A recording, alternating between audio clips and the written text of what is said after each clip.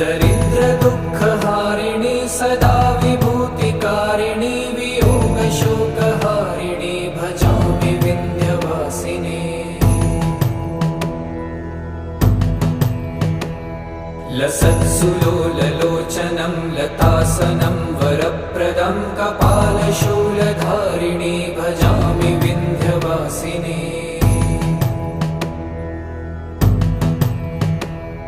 कराब्जदानदाधरां शिवां प्रदायिनी वरावराननां शुभां भजामि विन्ध्यवासिनी।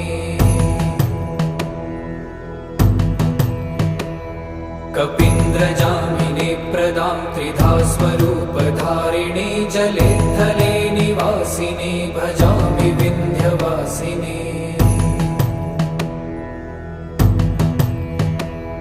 विशिष्टशिष्टकारि